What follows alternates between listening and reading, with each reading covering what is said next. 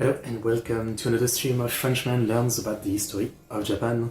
Last time we started the Edo period, and today we're gonna finish it. We only have a couple videos left from the shogunate, and then two other videos from someone else to try to complete what the shogunate hasn't finished yet, I guess. But yeah, and maybe some Wikipedia if we need to. So far, Edo period has been interesting. Definitely, kind of a whiplash after the madness of the Sengoku Jidai. Even though last time there was obviously the Shimabara rebellion, which was pretty brutal, pretty violent. But yeah, I guess now we're gonna find out what happens for the rest of the 1600, mostly. And then, I guess, the 1700. And next time, we'll be touching on the Meiji Restoration. I have a 1 hour video about it. And then I have short videos for all the period after that. Taisho, Showa, and Heisei. So probably next time, which might be Monday, I guess I'll be finishing the chronological order, which then will basically make it that I'm open to anything. I'll be doing a lot more Japan history stream, but sometimes it will be either a random stream where we check out a lot of video about different subjects of different time, or specific stream. I have planned one, for example, for samurai videos and stuff like that. So there'll be subject stream and stuff like that. But yeah, we're kind of done with just focusing on the era in chronological order, basically. That is it for now, basically. But yeah, today's video we're gonna watch about the Shogunate and Land of the Rising Sun. You'll find the link to the videos in the description. Actually, let me just make sure I linked the Rising Sun one, because I might have forgotten. Stream setting. No, I think I did. Yeah, I think we did.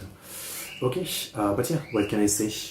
Last time we stopped as, again, one of the shogun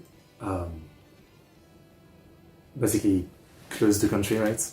I forget his name, I can't remember the name.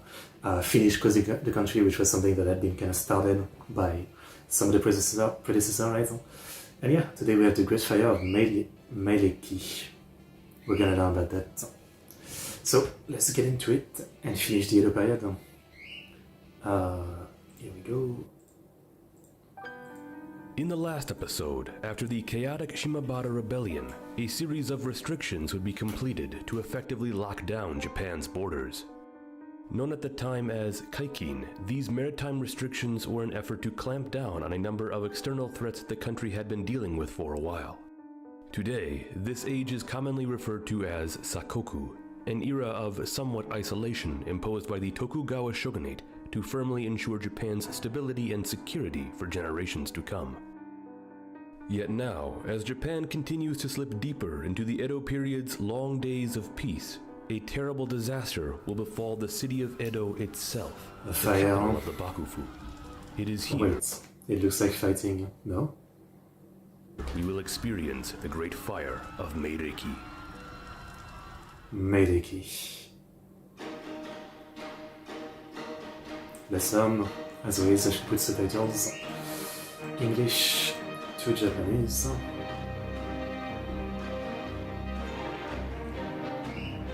Going too far, I think. No? Right now.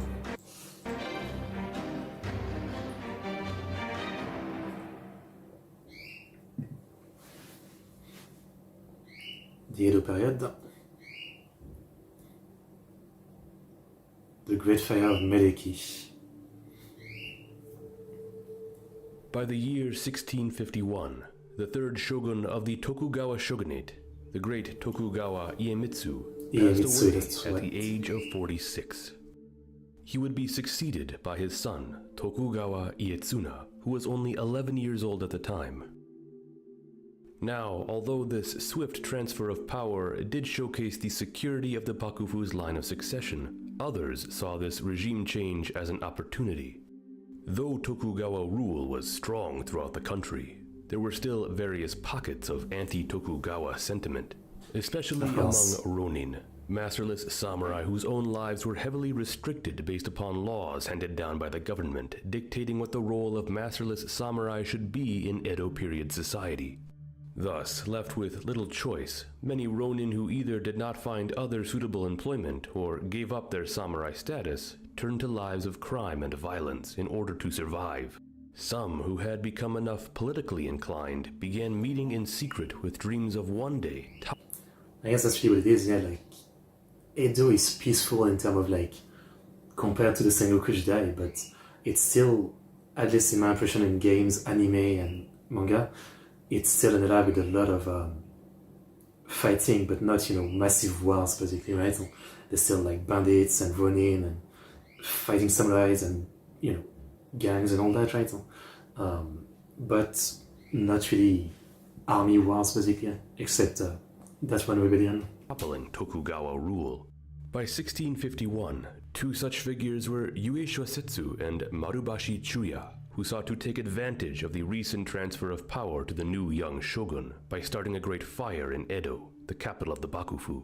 Also gets an accident. That in the midst of the chaos, a group of ronin would assault Edo Castle in hopes of slaying Ietsuna, something they believed would cause the collapse of the government.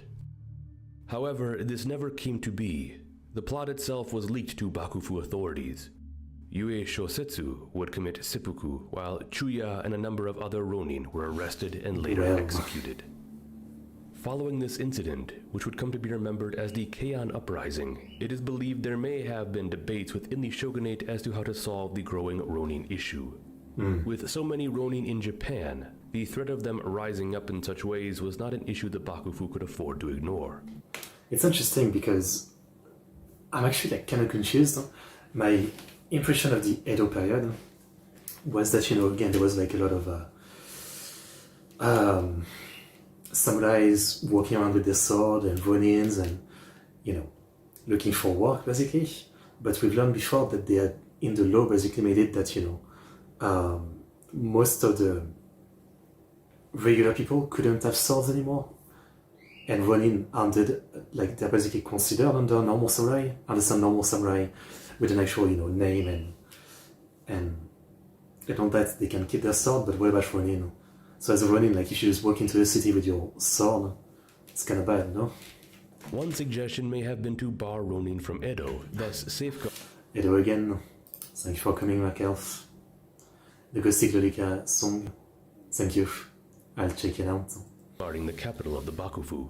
Yet, this idea seems to have been thrown out when it was addressed that keeping ronin out of the city would also keep law-abiding ronin from finding employment, thus causing many more to turn to crime. Instead, the Bakufu seems to have turned its attention onto finding other ways of reducing the amount of samurai becoming ronin in the future, something which looked to solve the issue in the long run rather than in the short term. But what of course is interesting to consider, though, is the growing metropolis that was Edo, as the city continued to expand, with hundreds of thousands of people now living there. Within the next 50 years, it would go on to become one of the largest cities in the world. A very far cry from the fishing village it had been when Tokugawa Ieyasu had first decided to establish his power base there. It was also home to perhaps the greatest samurai castle that the country had ever seen, the literal heart of the military government. Having been completed by Iemitsu in the 1630s, Edo Castle was not only the very seat of the Bakufu, but also the place where each Tokugawa shogun was to spend the majority of their lives in somewhat confinement from the outside world. Not too dissimilar from the emperors who were too destined to live out their lives in their secluded palace within Kyoto. They've learned a lot of lessons from everything, but there seems to be one that wasn't learned. Yeah, if you're gonna rule the country, you can't just be stuck so far away from seeing firsthand what's going on and spending your whole life in a castle making decisions. Not quite the best way to do it. Especially because, again, at this time, it's not even like you have a short time as a ruler, you have potentially decades. So you should take the time to go outside, touch grass and see the normal people and what their problems are, basically. So we can see, although the shogun definitely held more tangible power over the country, both he and the emperor were trapped within the confines of their capitals. For the new shogun, Ietsuna, however, this existence perhaps seemed to suit him. By almost all accounts, Tokugawa Ietsuna seemed to live a quiet, peaceful life. Certainly, the first Tokugawa shogun. So, he is an hikikomori, basically. That's what you're saying. I mean, the shogun is an hikikomori. That would make a good manga. Shogun to truly enjoy the peace his forefathers had firmly established. He is believed to have been rather weak physically, perhaps due to poor health he suffered from in early childhood. Yet this appears not to have overly plagued him during his leisurely life within Edo Castle, as he grew up to be a gentle-hearted figure who is said to have enjoyed painting, reading, and fishing. And although he as the shogun had final say over the government's decisions, it is largely suspected that he left much of actual governance to his senior advisors, rather than being as hands-on. A system in place to recycle even garbage and human waste, which kept the town clean and prevented the plague from spreading. That's really advanced. As his predecessors had needed to be. Still, certain stories which have been passed down regarding his life tend to paint him as a just and level-headed leader in his own right, if these tales are to be believed. One tells of his willingness to send food to political exiles, whom other top advisors had deemed to ignore. Another tells of Ietsuna in his childhood when, upon assuming the title of shogun, had climbed all the way to the top of Edo Castle's marvelous Tenshu to look out over his vast realm. It was here he is said to have been offered a telescope to view the many sights and people of the city, yet he declined, based on the idea that he did not want the people of Edo to believe that he would look down and spy upon them. Okay. The sight from the top of Edo Castle's Tenshu would have surely been an amazing one to behold, yet sadly it was not one that was fated to last, as just 6 years after becoming shogun and after the failed Heian uprising which had sought to burn Edo to the ground, a horrendous disaster would actually occur. It's still gonna burn. Leave a devastating scar over the great city. Now, fires in Japan were a common enough occurrence. In a land plagued by earthquakes and which relied upon primarily wooden architecture, such tragedies became a frequent part of life. One that the Japanese had of course adapted to deal with to the best of their abilities for the time. Yet nothing could stop the destruction that would erupt in the spring of 1657. Not believed to have been caused by an earthquake, but rather by an accident. A popular theory suggests it began when a priest was attempting to burn what was thought to be a cursed kimono that 3 young girls had been set to wear before each tragically dying.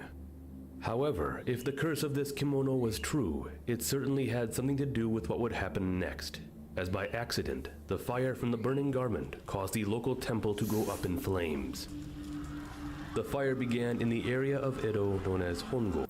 I can't even imagine, like, one small mistake like this, and you're the one that caused the whole city to burn. I can't imagine. A boastful saying, fires and lights are the flowers of Edo. Interesting. Yeah, fires are really scary. Like, one time I was working, a friend had introduced me to like some rich lady who had like a very, very massive house and a lot of territory. And it was very like foresty and not very well taken care of. And one time, I basically had to cut a lot of trees in the forest alone and then make a big fire to take care of it, because that's how she wanted it taken care of. But the problem is that, you know, it was like a very sick forest, and so I cut a big area and then I put everything into the center, right? And I started my fire, and I have never really like dealt with fire before that, so I was really afraid that the whole forest was gonna burn. And the fire was massive. It was like 3 meter like high in front of me. I couldn't even get too close. Thankfully, it didn't burn the forest, but I was really just thinking about that constantly. Like, what if my fire burns everything and it's my fault? So, yeah, I feel bad for the monk. But soon, unchecked, it ravenously spread quickly throughout the surrounding buildings and neighborhoods, eventually moving down to Yushima, Kanda, and eventually Ginza. It is believed to have been aided by gale force winds, which caused it to continue to rage for potentially up to 3 days. Not even the bravery of Edo firefighters could hope to quell its advance, and soon it had overtaken Edo Castle itself. The castle it was too. Here, the legendary Tenshu, which had only stood for around 2 decades, was utterly destroyed. Ietsuna survived the crisis, likely being moved out of harm's way long before the fire reached him. He may have even watched helplessly from a distance as the great keep burned. Finally, the fire would die out, but not after turning 2/3 of the city to ash, and causing the deaths of up to 100,000 people. What is considered to be at least a quarter of the city's population by... Man, Japan's history with fire is really something, because there's this, but obviously then you go back and you go forward in time, right? And there's, you know, other like big fires caused by earthquake and, you know, natural disaster, but then there's also like World War II, right, with the firebombing of Tokyo and other cities, which literally, you know, razed the entire city to the ground. Yeah. The Ryogoku Fireworks Festival, which continues to this day, began as a memorial to mourn the victim of that fire and continues to this day. That's very nice. Huh? That's nice. By that point. What is even more tragic is the notion that such a disaster like this would befall Edo not just once, but in fact 3 times. Yeah. As later, in 1923, Edo, now known as Tokyo, would suffer the Great Kanto earthquake, which led to massive firestorms sweeping throughout the city. Then later... Yeah, that's right. I mean, I wonder why they didn't try different technique after something like this, you know, like, Japan, it's only after World War II, I think, that started changing the way to build houses.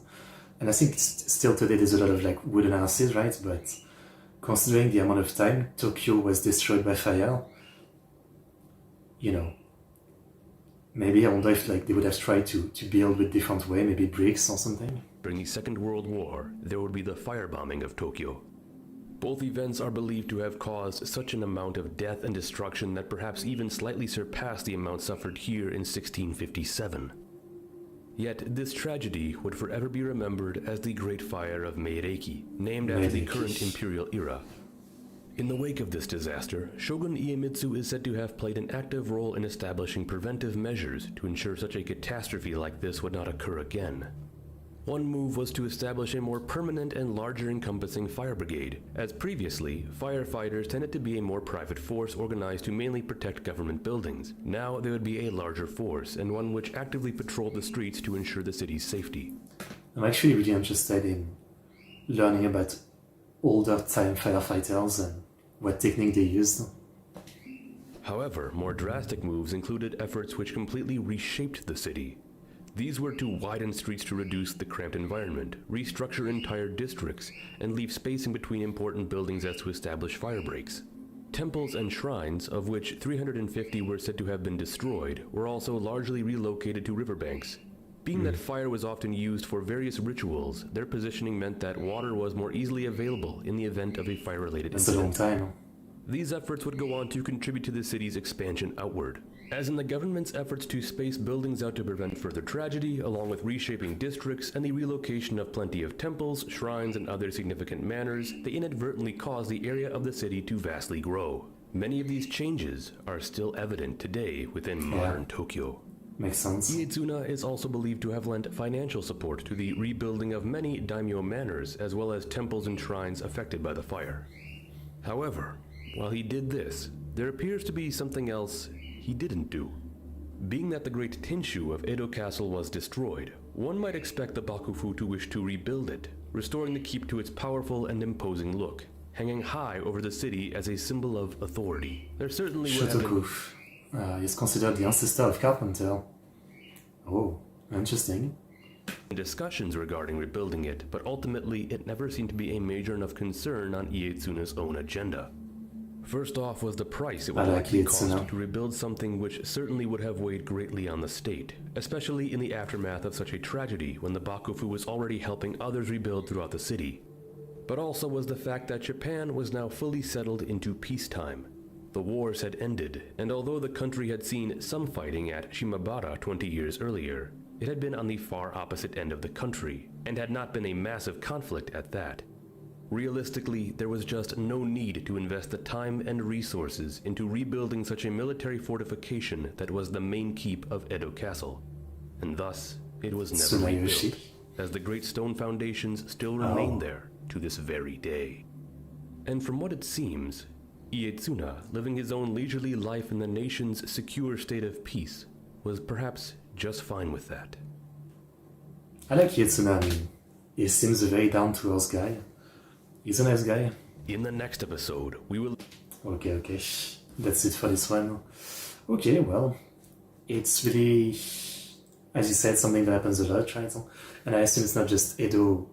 There's probably like other cities in Japan who had the same thing happen in history where, you know, there was a fire and it gets out of control and a lot of the city is destroyed. I mean, when everything is wood and paper, yeah, there's really no going around that.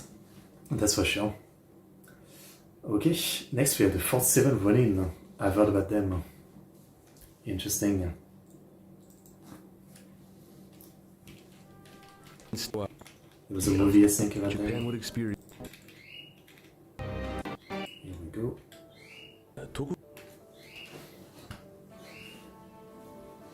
Shogun Tokugawa Ieyatsuna has unfortunately gone down as a bit of a forgotten or underappreciated leader of the Edo Bakufu. With a much quieter reign and smaller list of accomplishments, he never really had a chance to stand out, not to mention the fact that his rule is squished between that of far more significant shoguns. His reign would last for just around 29 years, which interestingly is the longest yet of any Tokugawa shogun, and which spanned a time in which Japan continued to slowly change and evolve within the new era of peace. If anything, the only major concern for Ieyatsuna as his reign dragged on was the need for an heir, to which he had none. 3 of his sons and 1 of his daughters had all died in utero. Thus, as his own health eventually began to decline, a brief panic emerged over the matter of succession. Various regions and other high-ranking officials began to offer their own suggestions regarding a course of action, with one interesting example being that of Sakai Tadakio, who proposed that the son of Emperor Gosai should be the one to succeed Ieyatsuna. This idea harkens back to the Kamakura Bakufu, which in 1252 saw Munetaka, the son of Emperor Gosaga, be appointed as the new shogun. Yeah, but we're not doing that again. Like, they did so many things to really separate the shogun and the emperor, so this wouldn't be the move. Definitely not. Tsunayoshi later, but thanks to the edict on completion of living things, he had a bad image until our generation, but recent research is re-editing him and showing that he also implemented some pretty good policies. Okay. However, to take matters out of the hands of the Tokugawa, like the Hojo Regency had done with the Kamakura Bakufu, was not a concept that would ever gain much traction, and instead, a far more simple solution was already apparent: to simply appoint Ieyatsuna's brother, Tsunayoshi. Now, some might have had a few nightmares back to the Onin War, in which Shogun Ashikaga Yoshimasa had named his brother as his heir, until a real heir did later appear, causing rival families to pledge themselves to opposing sides, throwing Japan into a storm of violence and chaos. Luckily, this time, however, no miraculous heir emerged, and instead, when Ieyatsuna passed away in 1680, his brother, Tokugawa Tsunayoshi, rightfully became the 5th shogun of the Edo Bakufu, without any disruption. Tsunayoshi appeared to have a far more interesting personality than his brother Ieyatsuna. He kept his counsel close and conducted himself in a manner befitting of what he believed a shogun should be, even impressing foreign dignitaries, such as a visiting German doctor by the name of Engelbert Kempfer, who was greatly impressed by Tsunayoshi's demeanor. Yet, Tsunayoshi was also known to have a strict attitude and perhaps even little patience, as he is recorded to have had outbursts at unruly vassals while attempting to settle their disputes. It's clear that Tsunayoshi perhaps had his own vision of how he believed the government should function, and even more broadly, how Japan should function. At a time when the most pressing matter for the Bakufu was settling petty squabbles throughout the domains and keeping order among the shifting warrior class, Tsunayoshi adopted a mindset that he should come down hard on unruly daimyo, cutting them no slack. And through his stern judgment, he was recorded to have confiscated up to 1.4 million koku worth of land during his reign. Wow. However, he also had another vision for Japanese society, one which would lead to perhaps one of the strangest yet most interesting series of laws the shogunate would ever adopt. These being the Shorui Awarimi no Rei, or law prohibiting cruelty to animals or living things. I mean, interesting. That's like very progressive for the time, yeah? As the story goes, and this is perhaps just a story and nothing more, but nevertheless, it is said that when Tsunayoshi's only son died in infancy, a Buddhist priest suggested that since Tsunayoshi was born in the year of the dog, he must have committed some great offense against dogs in a previous life in order for his son to suffer such a fate. This prompted Tsunayoshi to embark on a wide campaign of issuing various laws aimed at protecting not only the lives of dogs, but soon enough many other living things. Some have estimated that the count of laws issued as part of this movement numbered as high as 135, extending to dogs, cats, birds, other animals, insects, and even orphan children. Insects? So what does that mean? Like, I wonder what he means by cruelty. Like, can you still eat animals, or is that considered a cruelty? It was now law that people needed to treat all living creatures kindly, even down to the tiniest bug. And if anyone was caught doing so much as swatting a fly, they could face punishment as severe as execution. Okay. I mean... Okay. Eating a dog even once will get you arrested and sentenced to 100 lash. I think we should do that today.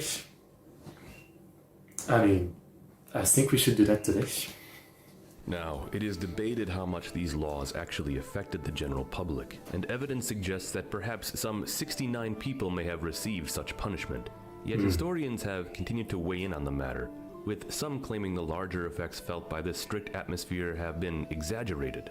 Regardless, we can still paint this particular time as perhaps tense for most people, and yet another way the government was reaching far into the everyday lives of its citizens. And many have come to paint these laws in a manner that shows growing contempt against the Bakufu, a building rage that would eventually pop, an event that would come to be heard about nationwide. One which can be seen as an organized act of defiance against the Bakufu, and one which would go down in legend. This was the Akko incident, an act of revenge carried out by a certain 47 Ronin. Now, although the incident itself... Wait, let me just check. I think I've seen a movie by Takeshi Miike about it. Takeshi... No, it's maybe... No, it's not 47 Ronin, is it? No, okay, I was thinking of 13 Assassin, that's something different. But, 47 Ronin, I think there was like a movie for it. Oh yeah, there was a movie with Ken Reeves. That's right. I think I've seen this when I was young, on DVD. I don't remember what happens. Even Hiroyuki Sanada was in it. Okay. I don't remember the story, but I've seen that movie. Yeah. Occurred in January of 1703, the real cause of this ordeal actually began over a year earlier, in the spring of 1701. It was here, Lord Asano Naganori, within the shogunal palace in Edo, drew his short sword and attacked Kira Yoshinaka, slashing him across his face and shoulder, but failing to kill him. Naganori was quickly detained and explained that he held a personal grudge against Yoshinaka, one which no doubt had been festering for some time. Yoshinaka was a master of ceremonies and had been ordered to instruct Naganori and others on reception etiquette for the annual reception of imperial messengers in Edo. Something about Yoshinaka's demeanor and attitude towards Naganori must have insulted him, and feeling he could take no more of it, drew his blade. It's too fantastical. I don't remember, yeah.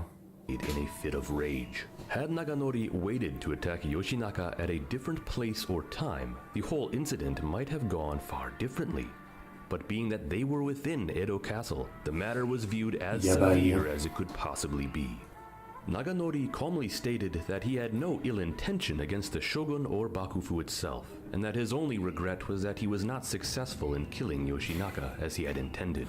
Okay. Regardless, after an all-too-swift investigation, Naganori was viewed as the main perpetrator.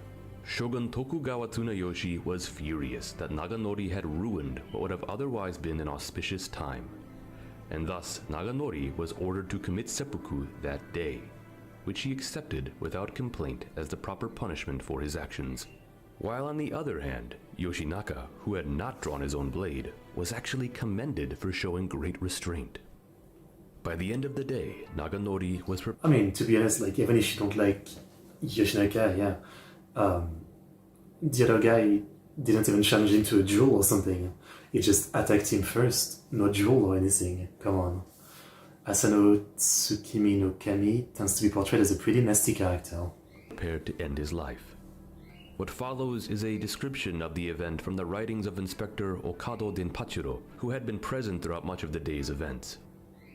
As he seated himself, Naganori said, "I have a request to make of the marshals.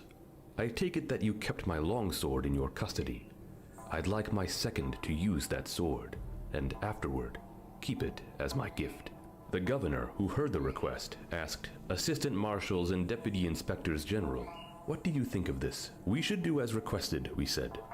Naganori's longsword was indeed in our custody, and we at once arranged to have it brought to us. Naganori then requested an inkstone box and paper. We gave them to him. While his sword was being brought, Naganori pulled the inkstone box toward him, slowly rubbed the ink stick against the stone, took up the brush, and wrote, "Kaze saso hana yorimo na owari wa mata, haru no nagori o ikani tokasen." The wind seems to lure away the cherry blossoms as well. But how shall I deal with what remains of spring? With this, Asano I'm always impressed with samurai managing to write this poem. It's, if I'm about to die, I won't think of anything this poetic. Naganori went on to commit his ritual of seppuku. Now, although his own personal punishment had been carried out, unfortunately, a wider punishment would still be sought after.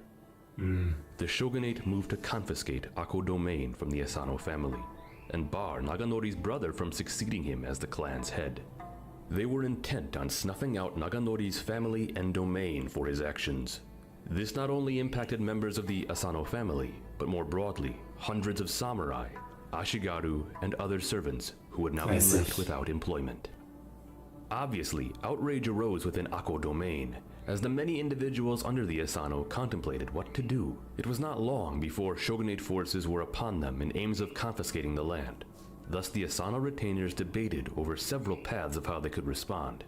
One option was certainly just to peacefully surrender the castle and domain and go without trouble. Yet others felt it would be more noble to stand their ground, resist the bakufu, and fight to the death. Some simply felt they should all demonstrate their defiance by committing seppuku in mass. And then, of course, there were others who felt that, if nothing else, that revenge should be sought against Kira Yoshinaka in aims of avenging their lord. In the end, the domain would be surrendered peacefully to the bakufu, but secretly with the intent that many were still going to seek vengeance on their own. What emerged was a league of... It's interesting that they want revenge on the guy that was attacked in the first place, right?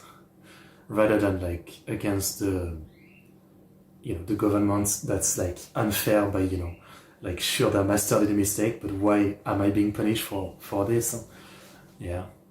I feel like they're a bit misguided. Both former Asano samurai and ashigaru, largely led by Oishi Yoshio, also known as Kuranosuke. These men went into hiding, drifting into their new lives, searching for other forms of employment. Yet the plot continued, as plans were made to eventually make a coordinated strike against Yoshinaka. At its peak, the group numbered as high as perhaps 120 individuals. Yet in time, the number was slowly whittled down to 47. Finally, in early 1703, after months of meticulous plotting, they converged on Kira Yoshinaka's residence in Edo. Armed with spears, swords, and bows, they assaulted the compound from multiple directions, taking any guards completely by surprise. On the top of a pike, they attached a declaration stating that their actions were righteous and inevitable in the name of their deceased lord. A panic arose throughout the corridors, and those inside tried to figure out what was happening, only to then be caught by the attackers. The garrison of Kira defenders would soon catch on and put up a brave fight as they clashed beneath the moonlight. Yet they were ultimately... Yeah, I definitely think of this note. That's the main one. Unprepared for the tenacity of the Asano assault. Yoshinaka would eventually attempt to flee, yet he would not make it far before he was found.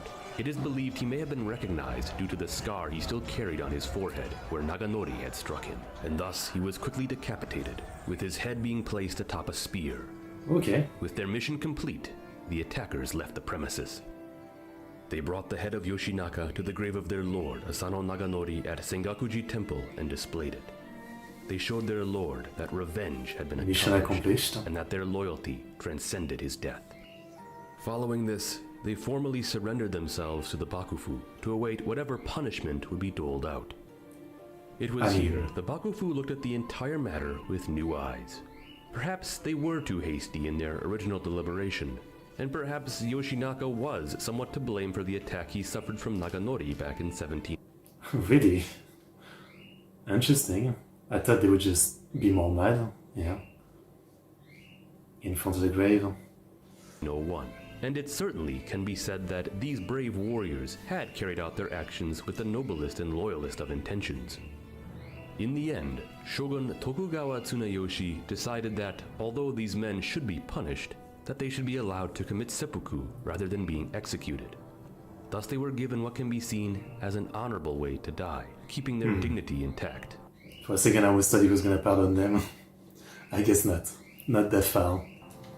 46 of the original 47 Ronin would end up committing seppuku, with their remains being buried next to their lord at Sengakuji. The story of the 47th Ronin, Terasaka Kichiemon, is a bit more of a mystery. Although he signed his name as part of the declaration against Kira Yoshinaka, he seemed to have disappeared on the night of the attack. It's unclear if he was even part of the attack at all. Yet theorists have speculated that he may have left the group following their successful killing of Yoshinaka due to the fact that his own status was lower than that of his comrades, being actually an Ashigaru. This may have been done so that the 46 Ronin who turned themselves into the authorities may be seen less harshly by not only the Bakufu, but also the general populace. Okay. Yeah. I understand. I understand, obviously. I understand you haven't.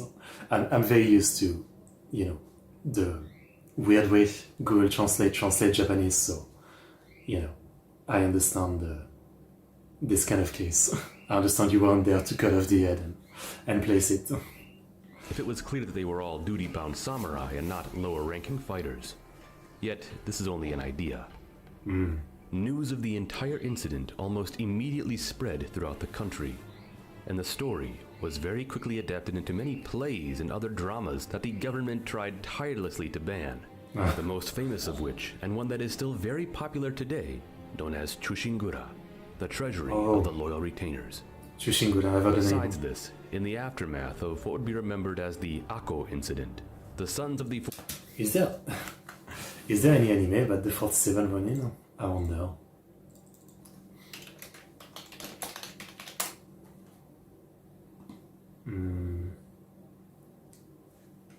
Maybe not. Maybe there's a manga, I guess. I don't know.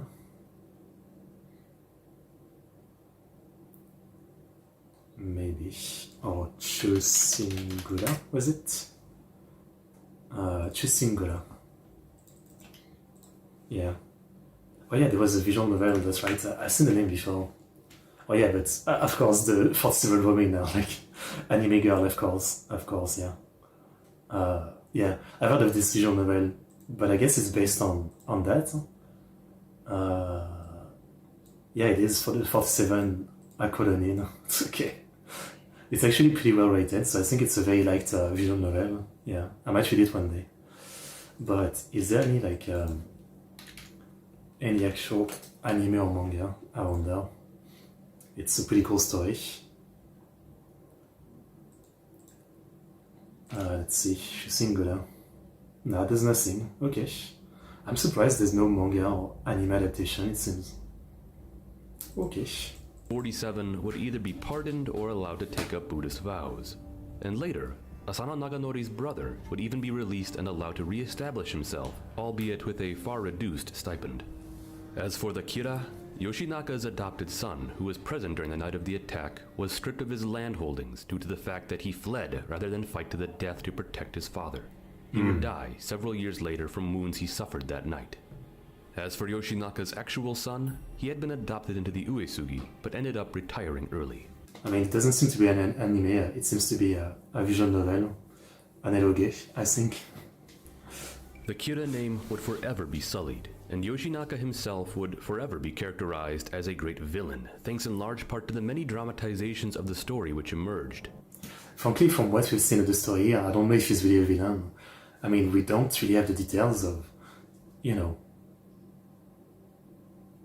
what it was. I don't know. Painting him in an awful light, whether he truly deserved it or not.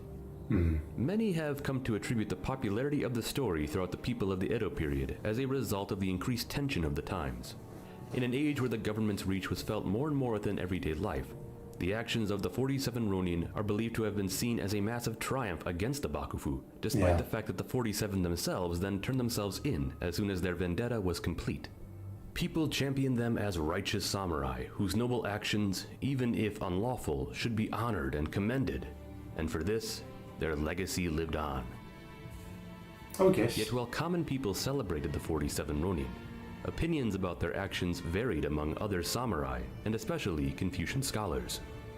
Sato Naotaka, a Confucian scholar, commented on the confusing nature of the situation and the Bakufu's handling of it, stating, "The logic of the order is clear, that the shogun did not subject the men to a punishment reserved for felons, but that allowed them to disembowel themselves was an expression of shogunate compassion, and they should have considered themselves fortunate." He later continues, "Some even say that the government's decision was right, and that the determination of the 46 men was righteous. But if the government's decision was right, how can those men also be righteous?" He also commented on the cause of the entire incident with the attack from Asano Naganori in 1701. Worse, the way that Naganori struck at Yoshinaka was such a hasty, immature, cowardly deed. He drew his short Right, he didn't challenge him to a duel or anything. He just attacked him. sword behind Yoshinaka, who was discussing something with Kajikawa Yosobe, and slashed at him as he tried to run away. Because yeah, if you think about it in the whole story, the 47 Ronin, they had no idea what happened. They just automatically assumed that, you know, their lord was in the right, even though the story is that their lord is the one that attacked someone that couldn't fight back. You know, so if you think about it, yeah, it's more complicated than that. But the wounds were too shallow to bring death to the man, and he himself was captured by Kajikawa. With no courage and no skill, Naganori is merely a fellow to be laughed at. It's quite fitting that he should have been condemned to death, and his castle and other properties confiscated. Lastly, he also calls into question the motives of the 47 Ronin themselves. Still, if after they carried out their killing single-mindedly, preoccupied as they were with the thought of their deceased lord's fury, if after that they had reflected on the crime of having gone against the shogunate's will and committed suicide at Sengaku Temple, while they wouldn't have acted in accordance with the law, they would have at least deserved our pity. Instead, they reported their act to Inspector General Sengoku, saying that they would await a shogunate order. Also, in the letter they provided, they said that they respected shogunate authority, and to Sengoku himself, the first thing they said was that they respected shogunate authority. What could these things have meant other than a scheme to win praise, escape death, and gain employment? What? I don't know if they were, like, I'm sure they knew that they were gonna get killed no matter what. So I don't think they really thought this would help. Yeah. It's passed down to the present as being heavily influenced and embellished by kabuki and other form of entertainment, yeah. There's many stories like that in history, of course. What they did was not what those prepared to die would do. The same sentiment can even be found in the now famous Hagakure, written... I still disagree, like, they gave themselves up. There's no way they really thought they would face no consequences. Like, it's clear that they were gonna die, so like, if they didn't want to face consequences, they would have left. So I don't know. I don't agree with that. By Yamamoto Tsunetomo, as he too criticizes the actions of the 47 Ronin by stating, "Now when Lord Asano led his night attack on the mansion of Lord Kira, it was a mistake for him not to commit seppuku immediately at Sengakuji Temple. He also delayed for a very long time in taking his revenge for his lord's death. If in the meantime Lord Kira had died of illness, it would have been a matter of the deepest regret." But while more philosophical minds such as these debated the entire matter on various levels, simpler samurai offered their own thoughts as well, as one anonymous samurai wrote, "Though I don't understand logic and other profundities that come from learning, if you look at it from the standpoint of the normal resolve of a samurai today, there isn't much you can't understand about it. About what happened to Asano, and because of his actions, people argue it was a quarrel. No, it wasn't. It was a vendetta. No, it wasn't. But aside from such arguments, For a samurai to avenge his lord is quite natural. A samurai who can't is a coward. He later continues, I would kill someone who's the enemy of my master or father any time. I wouldn't even bother being cautious and wear body protection or carry shooting equipment. I can't speak for townsfolk, but why is it that unmistakable samurai are dithering so? If they really thought that avenging one's master or father was such a big deal, what's the point of working for their masters as they do? All this strikes me as funny. A simple man, no? Beyond the incident itself, what is truly fascinating about the entire ordeal was how it was perceived. In an age when samurai were becoming bureaucrats and losing their warrior identity, the reaction to such a violent incident is certainly telling of how much Japanese society, and in particular the warrior class, had changed over the prior century. Coming far from the brutal killers and opportunists of ages past, to now simply questioning the nature and conduct of a revenge plot. There is perhaps no more defining moment during the Edo period which shows how much this era of peace had changed the samurai. Very interesting. As for Tokugawa Tsuneyoshi, his handling of the matter is often viewed with respect to this day. Yet we may judge his ruling as maybe even uncharacteristic for him. As someone who has been characterized for making quick, if not rash decisions, often driven by emotions, his logical handling of the 46 Ronin who turned themselves into authorities is perhaps unique. He didn't write them off right away as criminals deserving execution or even torture, but instead allowed them to die with dignity. And although his decision may not seem as significant as the decisions made by plenty of the other great Tokugawa shoguns throughout the duration of the Edo period, it still is one that carries with it an incredible lasting impact. It is very interesting. In the next episode, we move deeper into... Okay, well, so that was the 47 Ronin. I mean, I've known the land for a long time, but I didn't really know the actual story of it. I'll definitely have to watch any movies about it. If there's no manga for it, I'd like to watch some movies about it. But it's an interesting incident, and yeah, obviously I'm sure we're lacking so much details, but it's more like the way it made people think at the time that's, I think, the most interesting. Yeah, definitely a great incident for like a representation of the era, I guess, and the change of the culture. Yeah. Okay, I'm gonna take a quick break. Just give me 5 minutes before we continue, and then for real, we finish the Edo period. Coming back.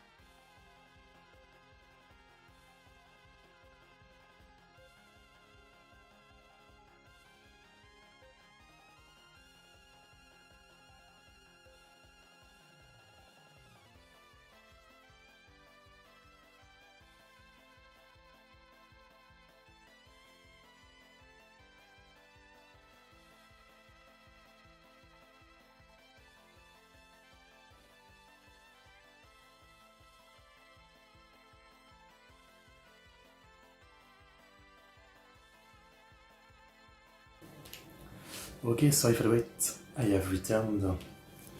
So, let us finish learning about the Edo period. Oh, you left. Well, you might already be gone, but thank you for coming, Mark Elf. Thank you.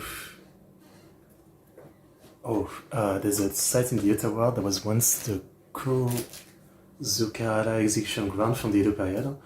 But it's right in the middle of a national highway, so it's not that scary. I guess, yeah. Okay, so yeah, unfortunately for us, we only have one episode left from the Shogunate. As I said before, seems like the Shogunate didn't really finish the Edo series yet. I wish it was, because it's so good, and I don't really, I just wish we could get the full story from the Shogunate, because it goes so much in depth science. But again, it is what it is, and I think eventually, again, when there's more episodes, I'll come back to them, because I'm sure there's so much more I'll be able to learn. But yeah, so we'll watch this episode, and then again, I've got 2 videos from another channel that might do a quicker coverage of the rest of the period. So yeah. So, the 47 running. Next we have Peace, Turmoil, and Reform.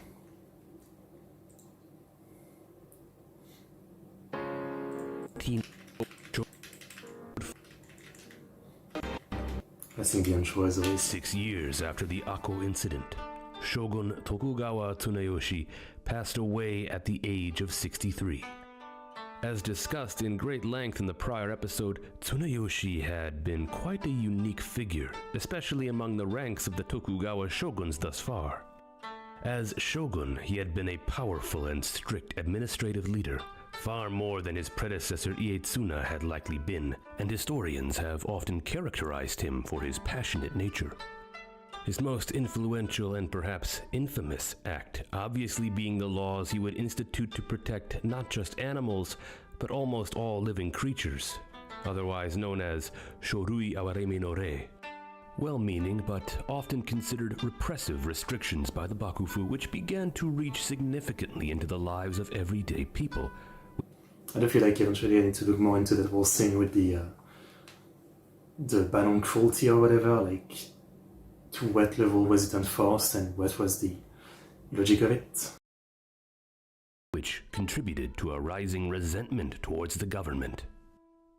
Sadly, Tsunayoshi's intentions for spreading good karma by protecting the lives of animals and other living creatures does not appear to have seen the auspicious results he desired, as the final years of Tsunayoshi's reign were marred by further disasters which plagued the country. On top of that, it was under Tsunayoshi that the Bakufu began to run into financial distress, as by 1700 the government had seemingly exhausted all of its reserve funds and was facing difficulty in balancing receipts and expenditures. Tsunayoshi had been unable to properly answer the financial struggles facing the Bakufu. In fact, some have argued that his policies made the situation worse. Thus, by early 1709, after his death, caused by an apparent contraction of measles, figuring out a way to dig the Bakufu out of the hole it was slipping into would be left to future shoguns. Having no male heirs of his own after the prior path... I wonder, how it got so bad, because it's been mostly peace now for, almost 100 years. So much less money going into the military and all that. Now the big problem is obviously closing the country to trade. I'm sure that's a big hit. But at the same time, with peace, it means a lot more people able to focus on, farming, craftsmanship, and all of that, right? So, how did things get so bad? Of his own son, Tokumatsu, Tsunayoshi's nephew, Tokugawa Ieyasu of Kofu domain, was nominated to succeed him. Ieyasu continued on the Tokugawa family line from Tokugawa Hidetada, Tokugawa Ieyasu's third son and second shogun of the Edo Bakufu. Ieyasu's grandfather had been Tokugawa Iemitsu, Tsunayoshi's father. Thus, there was no major quarrel regarding succession since he was still continuing Ieyasu's line as it had been within the Bakufu. By the time Ieyasu ascended to the position of shogun, he was already in his late 40s, and very quickly we can see he was not anything like his predecessor Tsunayoshi. Ienobu, understanding the great strain Tsunayoshi had inflicted upon the people through his various strict edicts, saw fit to do away with many of them almost immediately. Such efforts won him acclaim, and many came to view him as a reformer through his Shotoku no Chi political reforms. As a means of restructuring critical aspects of the Bakufu, he attempted to cut away at practices and institutions which were either negatively perceived or clearly considered drains on the state. Some have even come to theorize that his relationship with Tsunayoshi before his death was not great.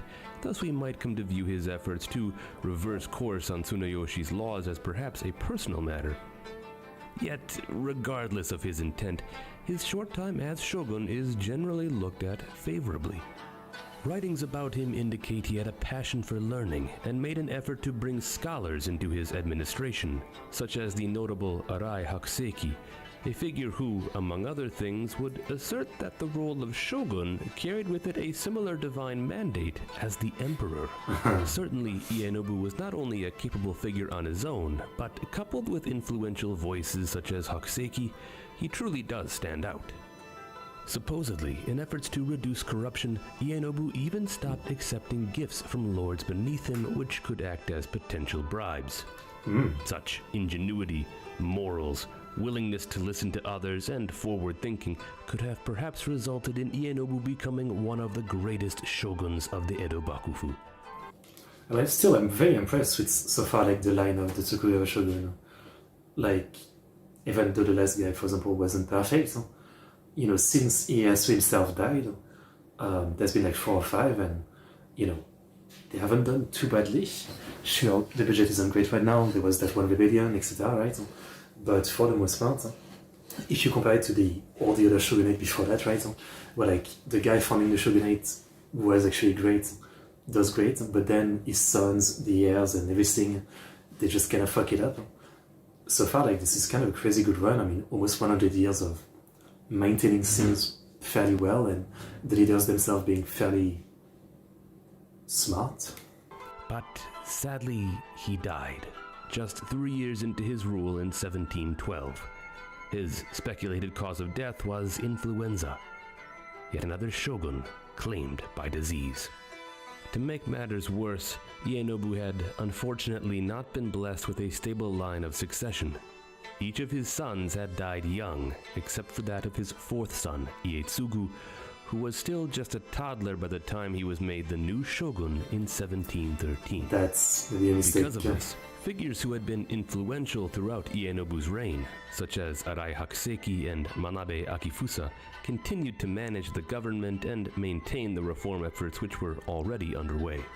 Ietsugu was regarded as a bright child by Hakuseki, who had become his main teacher, just as how he had also educated his father Ienobu. Perhaps in time, Ietsugu could have grown into a fine level-headed leader. But yet again, such things were not to be the case. In 1716, at the age of 6, Ietsugu caught a cold, which is believed to have worsened into pneumonia. Soon enough, the boy shogun was dead. His passing ended the original line of Tokugawa shoguns which had extended from Hidetada. Okay. The next shogun would need to be from a different branch of the family. Again, yeah, that was a good run. That was a good run for the most part. And technically a different branch of the family is still related enough since he has to have so many branches. His name was Tokugawa Yoshimune, and he was descended from Ieyasu's 10th son, Tokugawa Yorinobu. Yoshimune would quickly establish himself as a powerful leader. Already in his 30s by the time he became shogun, he entered the position with years of governing experience, having been lord of Kishu domain. That's good. I mean, that's much better than putting a kid. He was realistic about his expectations and desires for the government, which conflicted with some of the more radical notions which had previously been put forth by Arai Hakuseki. Yoshimune was also seen to be far more concerned with public works, and much less interested with investing into private interests and ceremonial matters. Although the Bakufu was still facing uncertain financial issues, it wasn't necessarily in any imminent danger or threat of decline. Rather, certain strains on many of its systems were seen as potential causes for future concern. which is smart. I mean, that's how you need to look at it. Plan for the future. The ballooning amount of samurai in a warless age, wealth getting drained away due to insufficient usage and tax systems, and natural disasters which continued to cause hardship on the general populace. Changes needed to be made, such as efforts already underway during the reign of Ieyasu. However, where Ieyasu passed away before ever fully succeeding in his efforts, Yoshimune would largely succeed through his own, known as the Kyoho reforms. As historian Jonathan Clements describes, Yoshimune was arguably the best of the post-Ieyasu shoguns, aided greatly by being in power 3 decades, which allowed him to settle in and plan for the long term. Despite his disagreements with many of Arai's ideas, he still seemed prepared to follow Arai's implied drift towards becoming a more civilian-minded ruler and not an ad hoc military governor. Sounds good. People's interests were likely his largest concern, and his commitment to public works can be seen through his expansion of hospitals, firefighting measures, and even installing opinion boxes for common people to distribute their own ideas for how to improve their communities. Smart. He was also known to be incredibly frugal in efforts to cut costs, not just in terms of what the government spent money on, but even how he lived his own day-to-day life. It is really surprising that someone would actually be like that, especially in this age. But even today, right, majority of politicians are, the opposite of that, right? I mean, they gorge themselves on bonuses, high pay, and, while claiming to be working for the people, right? So it's crazy that someone like him, born into a noble family, probably never really experienced, like poverty and being a common person, still managing to actually have a mind that cares about the common people. It's kind of surprising that would even happen. Of course, the samurai class was not removed from Yoshimune's mind as well, as the increasing number of samurai led to concerns over the amount of inheritors within the domains, which began to put great financial strain on local administrations. To combat this, Yoshimune saw fit to limit the ranks which could be inherited by sons as a means of reclaiming wealth which had slowly been drained. While this may have had the effect of angering some samurai across the country, Yoshimune likely saw this course of action as overall vital to the stability of the class. Although Yoshimune publicly stated that his guiding principle was the wishes of his ancestor Ieyasu, behind the scenes, he was forced to grapple with the consequences of having a ruling elite of samurai warriors after nearly 100 years of peace. This was a new century, a new age of samurai rule, and with it, Yoshimune understood how the country needed to continue to adapt. As such, by 1720, he lifted what had previously been a ban by the Bakufu on all Western and Chinese books entering the country. Oh, I didn't even know there was a saying. Maintain some level. I mean, I understand that trade was banned, but, well, to an extent I didn't realize to that level. Okay. I mean, I'm not really surprised because I watched a great anime, Iramari no Ki. I watched it a couple weeks ago, and it takes place at the end of the Edo period, toward well, actually, let me look it up as it probably says. It's by Tezuka, Osamu Tezuka, the god of manga. No Ki. It explains when. Tree in the Sun, yeah. Yeah, in the mid 1800s, so again, probably before the Meiji Restoration, and it's about a bunch of stuff, but one of them is about doctors who are basically fighting as you have the older doctors, classical type, who believe a lot more in religious stuff and all that, and then you have no doctors who've been kind of secretly taught some of the technique of foreign doctors, right? Through reading some of their book and all that, but the thing is that it's illegal. So for example, stuff surgery and stuff like that is illegal to do because it's seen as Western devil medicine or whatever. And this show is really, really interesting, as again, a lot of the doctors are trying to find their time to try to change all this and actually be able to start doing proper medicine. It's still at a point where again, they're about to be forced to open the country, so it's at the same time as that, so it's really a mighty interesting show and I really recommend it. Iramari no Ki. Level of technological development on par with the outside world. Still, fears remained about certain outside influences, and as such, books were to be heavily investigated to ensure that no elements of Christianity found their way into the country. Being that the only nation who still held an active trade relation with Japan was the Dutch through the port of Dejima, it is here we finally start to see the boom of Dutch studies, also known as Rangaku. I know about that, yeah. Japanese scholars now found themselves able to research all sorts of Dutch documents, which helped to build upon knowledge of medicine, geography, and mathematics. Yet, while there is still so much success and development which can be assessed from Yoshimune, all was not perfect. For instance, some of the Bakufu's new tax systems led peasants further into poverty than was intended. Additionally, things were not going to be so simple either for his heir.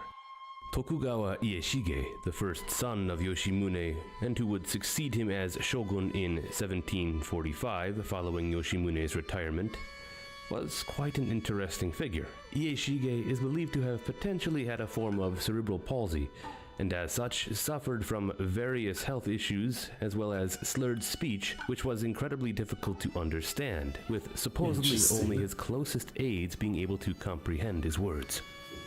Still, I'm surprised they would actually make him the heir then. You know what I mean?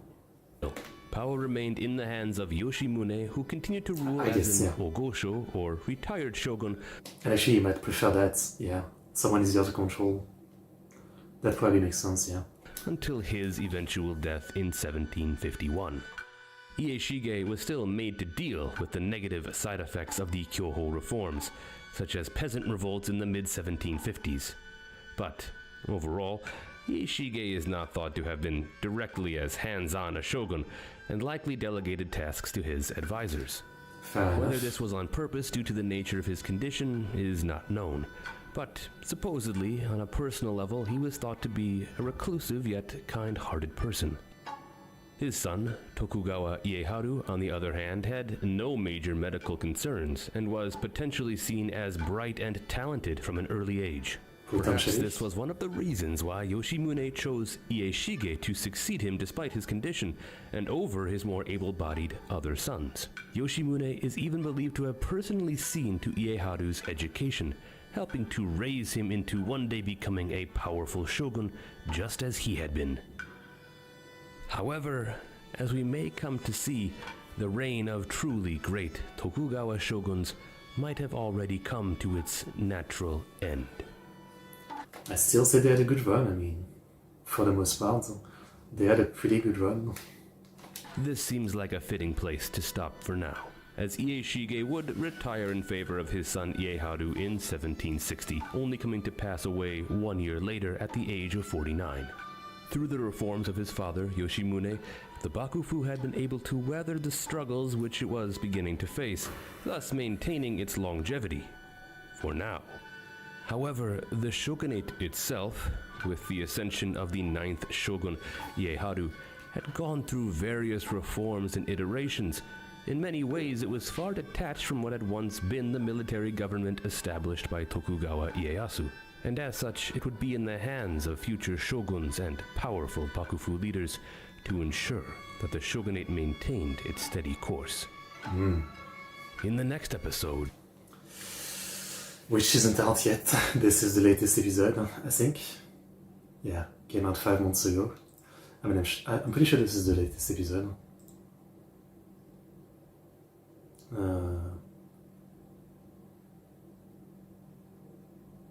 Yeah. But as we can see, he does a lot of other videos about specific subjects.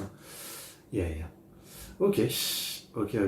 Well, all I can say is that it was absolutely epic to watch all of the Sengoku Jidai and now some of Edo by the Shogunate. It's one of my new favorite channels to have discovered. Thank you, Nabik, again for the introduction. We are definitely coming back to this channel because, again, they have like a ton of videos about different specific subjects. So when I'm going to do like random Japan stream, I'm sure we'll watch a lot of their videos because, you know, I want to learn a lot more stuff. And it's such a good channel for that. For example, I do want to do a stream for all their Samurai Clan video, so we'll do that eventually. But yeah, amazing video, all I can say. So now we're switching channel to learn the rest of the Edo period. So yeah, I found this channel, which seems pretty good, even though it's very, very small. Land of the Rising Sun. So they have two parts about the Edo period. I'm guessing part 1 is what we've already covered. Let's see. Began to recover. Toku. Okay. Wait, what was the last guy that he talked about? Was it Yeshige? No, it was Mu... Reasons why Yoshimune chose Ieshige to succeed. Yeah, okay. Yeshige. Okay, so let's watch from me, from this channel. Gawa Yeshige, the 9th shogun. Tokugawa Ieyasu, 10th shogun. Ieshige, the 9th shogun, had a speech impediment that made his words difficult to understand. Only his close advisor, Oka Tadamitsu, could comprehend him clearly, which earned Tadamitsu the shogun's trust. Oka's junior, Tanuma Okitsugu, later entered the shogun's service. Even after Ieyasu became the 10th shogun, Tanuma remained in power as a senior advisor, eventually becoming Roju senior counselor in 1772. Cool voice. Cool voice. Ieyasu, who was passionate about shogi, Japanese chess. Some of you remember me trying to... I did like 2 streams trying to learn shogi and I gave up. I mean, I've barely learned mahjong, so it's too much for me. Largely left political matters to his retainers, and so most policies were driven by Tanuma's initiatives. He shifted the economic focus away from rice-based feudalism toward a more mercantilist economy. He also expanded efforts to develop Ezo and eased trade restrictions. Wait, is this maybe an AI voice actually? Am I crazy? It might be an AI voice. I don't know. Does it say? I don't know. It's just the way he said Ezo. I'm like always just... These days is such a terrible time to be on the internet because I'm constantly like unsure if something is AI or not, and I feel bad if something isn't and I just said it is. I don't know. Maybe just, you know, weird pronunciation. I have weird pronunciation too. One of his reforms involved issuing new silver coins that, unlike previous ones valued by weight, were given a set face value, an early step toward modern coinage. However, conservative shogunate officials opposed Tanuma's policies. A series of disasters, including great fires and the massive eruption of Mount Asama, triggered the largest famine of the Edo period. We learned about that eruption earlier in my Kanagawa stream, right? Maybe. Public discontent was directed at Tanuma, and after Ieyasu's death, he was forced out of office. Tokugawa Ieyasu, the 11th shogun. Following Ieyasu's death, there was a prolonged political vacuum during which no new shogun was appointed. This period of uncertainty led to widespread social unrest and soaring prices, culminating in a wave of riots across the country. For several days, Edo fell into a state of chaos. Eventually, Tokugawa Ieyasu, the adopted son of Ieyasu, was named the 11th shogun. During a time of severe famine, he appointed Matsudaira Sadanobu, lord of Shirakawa Han and grandson of Yoshimune, as Roju. The Matsudaira name is back, which was the original name of Ieyasu. Ieyasu remained in office for 50 years, That's the crazy. longest tenure of any shogun. But he mostly left political affairs to his retainers while spending much of his time in the Oku. Sadanobu followed in the footsteps of his grandfather Yoshimune and promoted austerity and frugality, moving in the opposite direction of Tanuma Okitsugu's policies. However, Sadanobu was an idealist. He imposed strict frugality not only on government officials, but also on the imperial court, feudal lords, farmers, and townspeople. Eventually, he even implemented ideological controls, banning all schools of thought other than Jushi's Neo-Confucianism. Sadanobu's excessive control triggered widespread resistance and heightened tensions with Ieyasu, ultimately leading to his dismissal in 1793. Dismissed. That's a new one. After Sadanobu's departure, Ienari resumed his extravagant lifestyle. Society gradually regained its vitality, and a new Oh, I think I misunderstood. It wasn't the shogun that was dismissed. Okay, okay. cultural movement known as the Kasei culture Kasei. flourished. Unlike the earlier Genroku culture centered around Kyoto and Osaka, the Kasei culture was driven by the commoners of Edo, marking a shift in the country's cultural epicenter. In literature, humorous fiction gained popularity, while popular kabuki theater attracted mass audiences. In painting, renowned works by artists like This one is such a Katsushika classic. Hokusai and Utagawa Hiroshige were created. In academia, privately funded schools called shijuku were established by scholars, mainly catering to the upper classes and producing many talented individuals. For the general public, Terakoya, temple schools, offered basic education, contributing to a literacy rate of over 70%. The Terakoya, I don't know about it since Gintama, right? If anyone has seen it, you know what I mean. The backstory of certain characters in a certain temple school. Among popular pastimes, plant cultivation became fashionable. Ordinary townsfolk enjoyed growing and even breeding their own varieties of morning glories. Travel also became popular, spurred on by travel literature and artwork that featured regional landscapes and specialties. People in Edo began to dream of far-off provinces, and pilgrimages to Ise became especially popular. Okay. In a humorous twist, some elderly or infirm owners sent their pet dogs on pilgrimages in their place. Okay. Along the journey, strangers would give the dogs food and water, and some even placed coins in How the freak does the dog know where to go?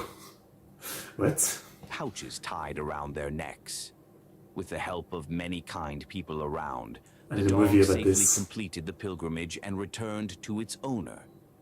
Although life in Japan You know, this is definitely urban legend.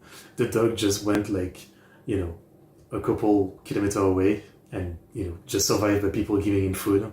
And one day just comes back to his master and he's like, and the master is like, wow, you did the pilgrimage.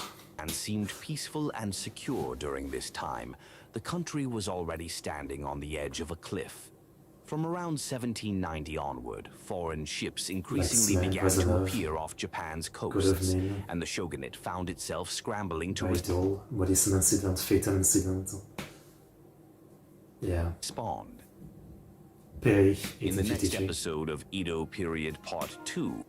Well, we're watching it right now, okay? So that was just a little finish of the 1700. I mean, again, you know, for most of the 1600, 1700, yeah, the Edo period was not doing too bad.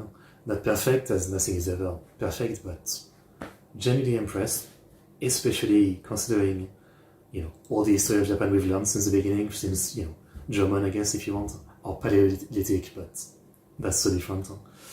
Okay, let's watch part 2.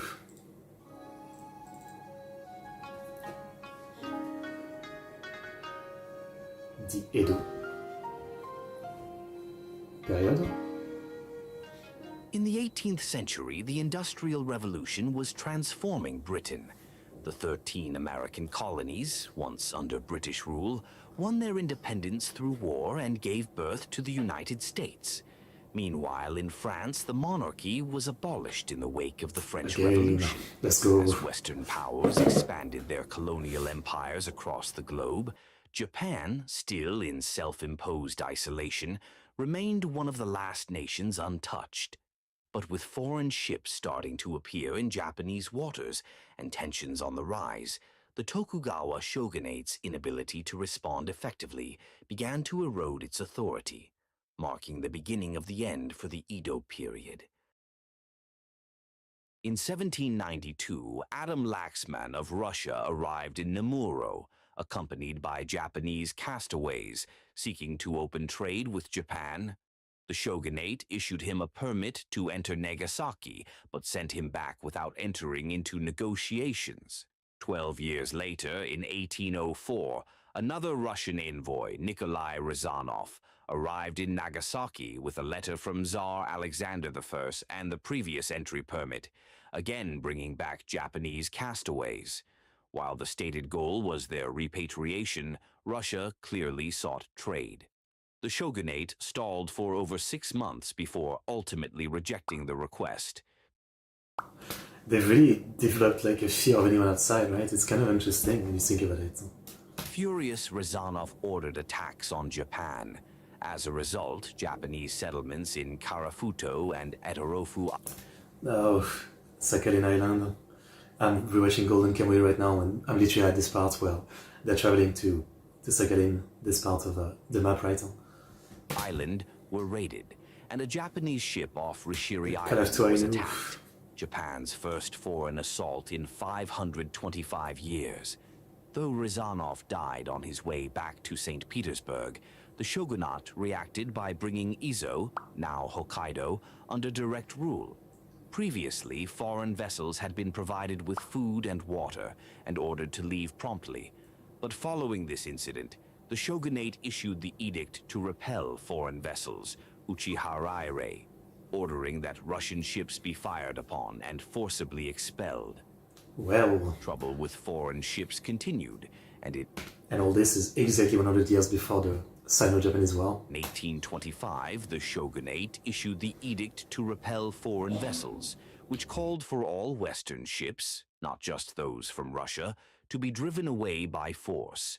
Then, in 1828, it was discovered that Dr. Philipp Franz von Siebold, a physician affiliated with the Dutch trading post, had attempted to smuggle a detailed map of Japan out of the country.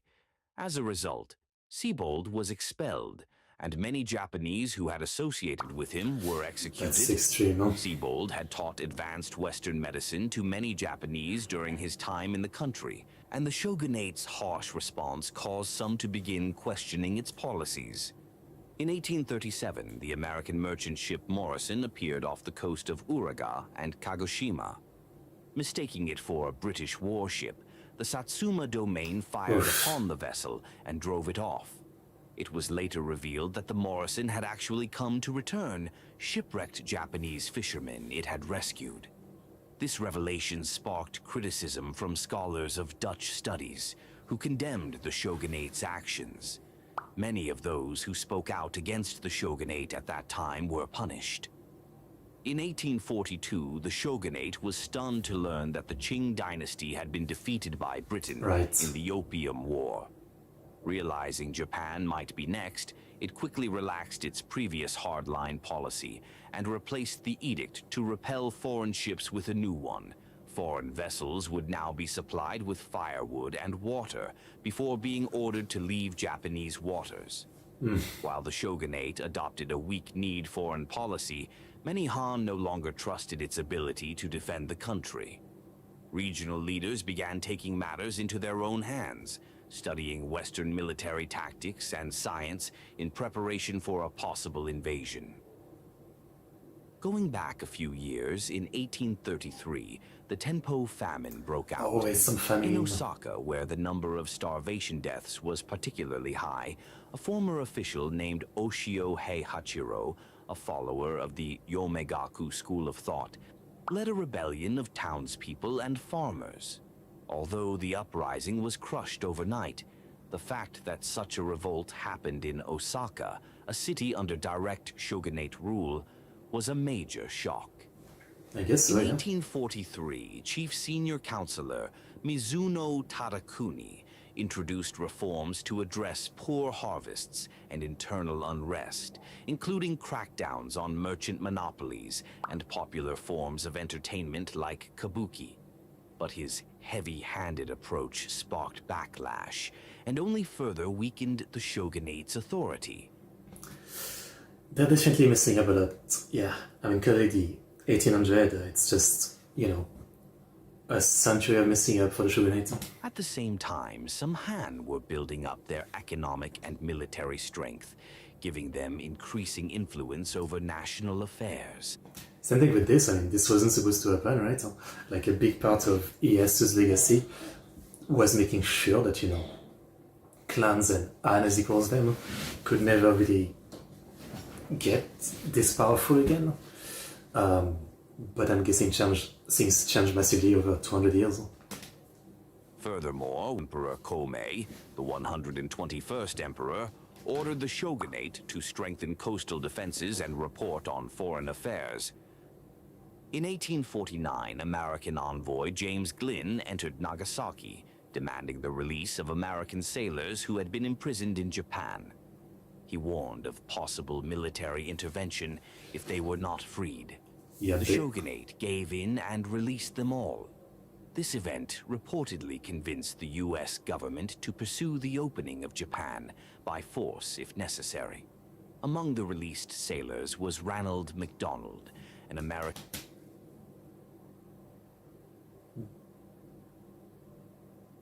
He's not the one that invented McDonald's, right? This is too early. An adventurer who was the first to teach English in Japan. One of his students, Moriyama Inosuke, would later serve as an interpreter during diplomatic negotiations between Japan and the United States. When MacDonald died at age 70, the word sayonara, the Japanese word for goodbye, was engraved on his gravestone. The closing years. In 1852, the Dutch chief at Dejima informed the Tokugawa shogunate that an American fleet would arrive within a year to demand the opening of Japan. Despite this advance warning, the shogunate failed to reach any clear decision on how to respond. As predicted in 1853, U.S. Navy Commodore Matthew Perry arrived in Uraga with a squadron and delivered a letter from the president demanding the opening of the country. It's really the most American thing ever, right? like, you know, some country that's just doing its thing and you're like, open the fucking country. Like, can't you leave them alone?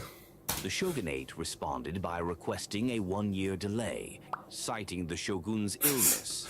Just 10 days after Perry's arrival, the 12th shogun, Tokugawa Ieyasu, passed away. His son, Ieyasu, became the 13th shogun, but due to his poor health and speech impairment, Ieyasu had entrusted future political decisions to Tokugawa Nariaki, the lord of Mito Han, and senior counselor Abe Masahiro. While Nariaki... I think this part is portrayed in Inama Little clear.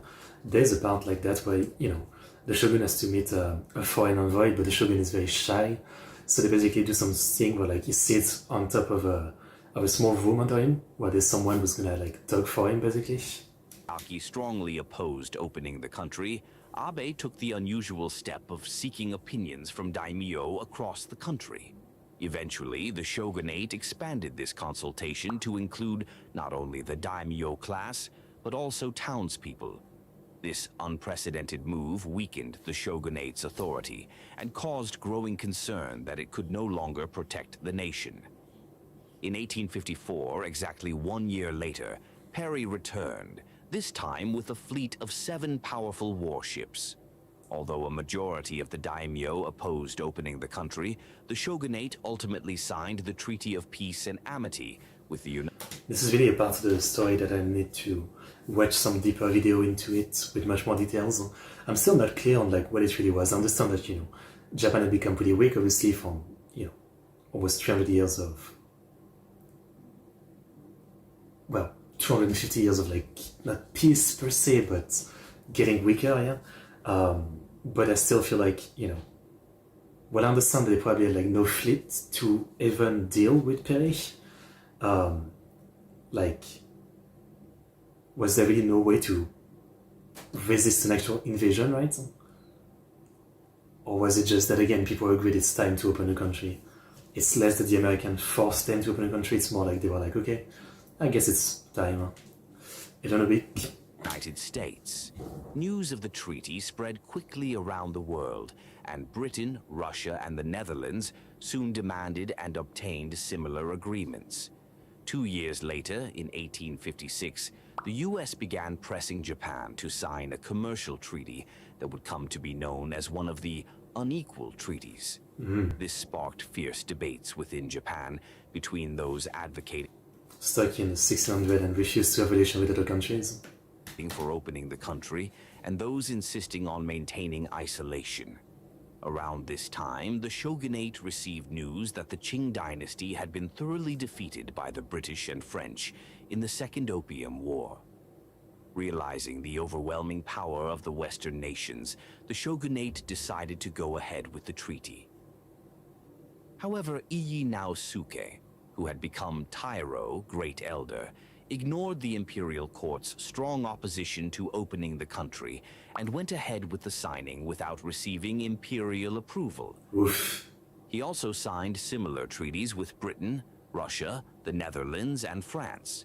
These treaties granted extraterritorial rights to foreigners and denied Japan the authority to set its own tariffs, clearly unfair terms for Japan. That's kind of bad. Outraged isolationists launched a movement to drive Yi from power.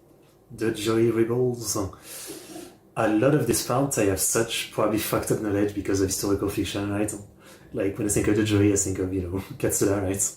I think of Gintama and some of the stuff portrayed there, or I think of some of the stuff I've learned in the Yakuza Ishin, which again, I'm sure a lot of it is related to the actual story, but I don't know like which part is actually real or not, so I'm pretty confused.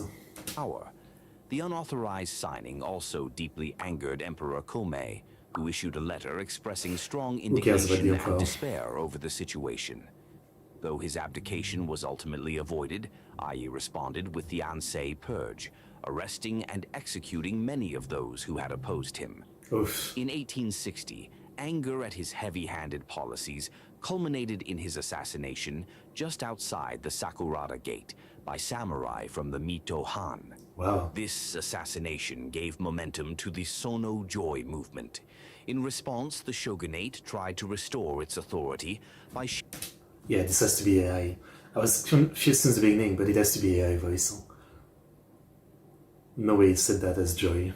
shifting to a new policy of Kobu Gatai, which sought to strengthen ties with the imperial court. As part of this, the emperor's younger sister was arranged to marry the shogun. While the court agreed to cooperate with the shogunate, it also demanded that Japan expel the foreigners within 10 years. Although the shogunate regained some legitimacy, it was short-lived. In 1862, a samurai from Mito Han attempted to assassinate senior counselor Ando Nobumasa. Though he survived, Ando was dismissed, and the shogunate's authority suffered another major blow. Amid growing concerns over public safety, the shogunate created the post of Kyoto Protector, largely staffed by the Aizu Han. That same year, on his return journey from visiting the shogunate, Satsuma Han Lord Shimazu Tadayoshi was involved in the Nememugi incident, in which a British merchant who disrupted the Satsuma procession was killed. The following year, in retaliation, a British fleet launched an attack, resulting in the Anglo-Satsuma War in Kagoshima Bay. Though Satsuma I've never heard of that. managed to hold its ground, the city was left in ruins. This encounter, however, led to mutual respect and the formation of friendly relations with Britain. Satsuma began modernizing its military as a result. Meanwhile, in Choshu, Radical Joy advocates attacked foreign ships passing through the Kanmen Straits. In response, a coalition of British, American, French, and Dutch forces launched a punitive expedition. Overwhelmed by the Western powers' military might, Choshu came to realize the futility of trying to expel foreigners by force and shifted its focus to overthrowing the Tokugawa regime and building a modern state. With the situation in Kyoto deteriorating and radical factions in Choshu launching terrorist attacks, the Shinsengumi was organized as an irregular force under the command of the Kyoto... Which at first they were the Loshigumi, right? Which is also slightly portrayed in Itamari no Ki, which I keep talking about. But it only portrays the Loshigumi, not when they become the Shinsengumi. Protectorate to maintain order. Despite being formed by men of low status, peasants, merchants, and other non-samurai backgrounds, the Shinsengumi embodied the spirit of Bushido and became one of the most iconic groups of the Bakumatsu period, often portrayed in novels, plays, and films.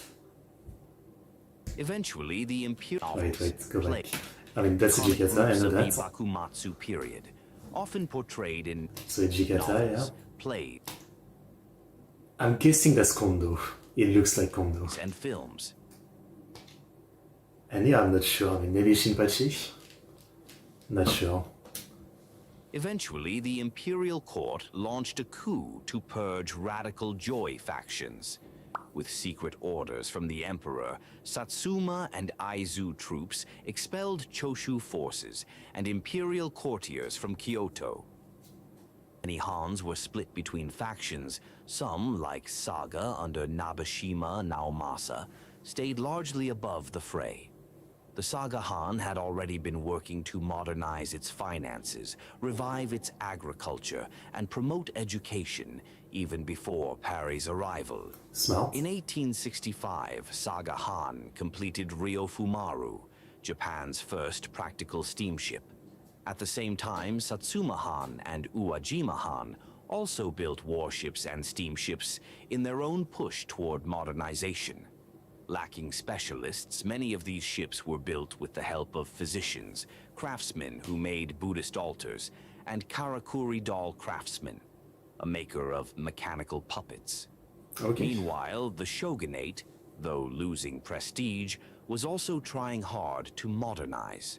Under the leadership of finance official Oguri Tadamasa and with the approval of Shogun Iemochi, construction began on the Yokosuka Iron Works.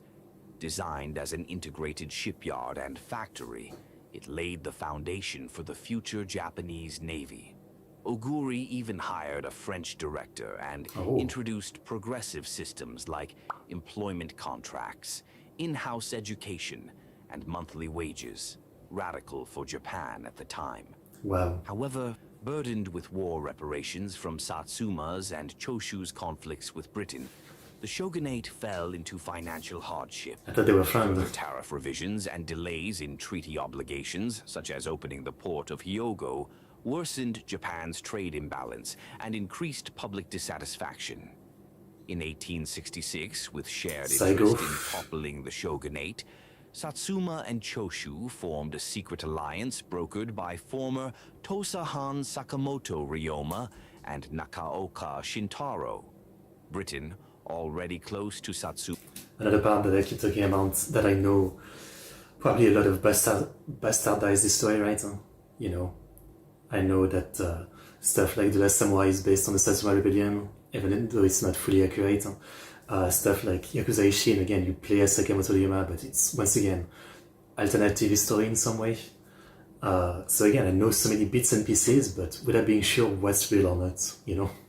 That's the thing. Supported the alliance, while France backed the Tokugawa shogunate. Boo. Both powers, locked in colonial Boo, rivalry, France. watched Boo. closely to see which side would prevail. When the shogunate learned that Choshu was expanding its military, it sent warnings and orders for punishment. After receiving no reply, it launched another expedition against Choshu in June 1866. But this time, Satsuma did not participate, and Choshu, armed with British-made weapons, crushed the shogunate forces. During the campaign, Shogun Iemochi died.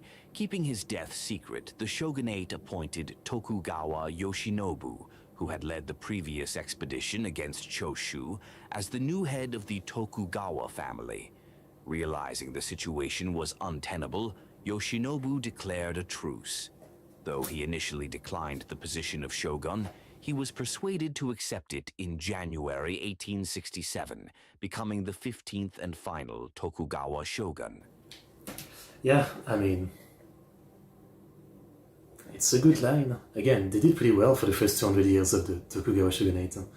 This last 100 years definitely, you know, was the big downfall, but yeah, they had 200 years of prosperity, so. Just 20 days later, Emperor Komei, who had been supportive of the shogunate, passed away. The young Emperor Meiji ascended the throne, Meiji and the court restoration. came under the control of pro-imperial forces. Many suspect Komei's death was not natural. Sakamoto Ryoma, who had brokered the Sacho alliance, opposed using force to topple the shogunate. He proposed... Yeah, you're right. You're right. I guess it wasn't as bad as what happened to China. And obviously, like, if you also talk about colonies, all of the other countries who couldn't resist and became colonies. In the end, a lot of fuck up, but yeah, they still kind of didn't become a colony. They didn't fully, get invaded and lost actual wars that much. So a peaceful transition of power by having the shogunate return. But again, we all know that all this unfortunately leads to a super overcorrection by Japan, right? I mean, which leads to Imperial Japan and World War II, right? That's the thing, right? Like, was this really a good thing? Sure, they survived the outside adversaries, but by basically just going in such an extreme direction that they became the baddies to the max. Christian Rebellion, that... Oh yeah, you mean the... Shit, I forgot the name yet. That Christian Rebellion in China. Political authority to the emperor. But Satsuma insisted on military Saigo. action. Working with court nobles, they obtained an imperial order in the name of the Meiji Emperor to overthrow the shogunate. On October 13th, 1867, the order was issued to Satsuma, and on the 14th, to Choshu. These imperial orders are believed by many to have been forged. Nonetheless, aware of the rising threat, Yoshinobu submitted a petition to return political power to the emperor on October 14th. And so, after about 260 years of Tokugawa rule, the samurai government, lasting more than 700 years since the Kamakura period, finally came to an end. Sorry, I muted myself. It really lasted much longer than it think. Not just Tokugawa, but yeah, the samurai age. It's kind of crazy. Descendant of Shimazu. Yeah, makes sense, obviously. The Satsuma is over there, yeah. Okay, well, again, this might have been AI voice, but not a bad video. I think it's, as always, you can never be sure, but I think this is AI voice, but human research video. At least it feels like it. It feels like the writing is more human, but maybe I'm wrong. You never know. But yeah, okay. I guess that was like a short completion to the Edo period. Again, whenever the shogunate finishes their Edo videos, I'll definitely watch them because they'll go even more in depth, right? But for now, I guess this will do for the Edo period. Yeah, all I can say is that there's still a lot more subject here I need to know. The Boshin War, the Bakumatsu period, all that. I'd like to know a lot more about it. My knowledge still feels very bits and pieces and, not sure of what's historical fiction versus what's actual history. But yeah, it was interesting. World War II Japan will go very fast for World War II Japan. Next stream will basically be the last one for the chronological order. I've got the playlist ready. I've got a 1 hour video for the Meiji restoration, and then I've got a few short videos for Taisho, Showa, and Heisei period by the same channel we just watched. So yeah, once we finish with all that, we'll enter a new style for the Japan history stream, where I'll be doing a lot more randomized stream. One of them will be for samurai history, yakuza history. Some of them will be random Japanese history videos where we might do multiple subjects in one stream. But yeah, we'll have finished with the chronological order. Obviously, World War II, I'm sure we'll watch some video about it. But as I said before, I've watched so much stuff already about World War II and Japan in World War II. Kind of the World War II series by Time Ghost, which goes literally week by week, ultra in depth. So I have a lot more knowledge of Japan during that time. So for now, we might not go in deep with it, but maybe eventually. But yeah, so that's it for the Edo period. Really enjoyed it. Again, I think Monday I'll do the final stream for the chronological order, And after that, again, I already prepared some playlists. Let me show you. And as always, if you guys have any subject or channels or videos suggestions, don't hesitate. We have this series right here, the Samurai Clan stories. We have this one about the history of the ninja. This one about Japanese art history of the different period. This one is like different histories of the Yakuza, different histories of the samurai. This is some of the stuff I've assembled. Also like Japan true crime videos with this channel. So yeah, again, I'm committed to continuing to do many streams learning about as much Japanese stuff as I can because I'm interested, obviously. Yeah. Yakuza game, yeah, but they're not one bit historically accurate. It's all fiction, not even historical fiction, you know. But yeah, that was all fun to do. All I can say. So yeah, Monday is probably the final stream for the chronological order, but we still have a lot to learn about. As always, I hope you guys enjoyed. Check out the description if you want the links to the original video we watched. Like, subscribe, comment, and I'll see you guys next time. ExoticBankai. See you.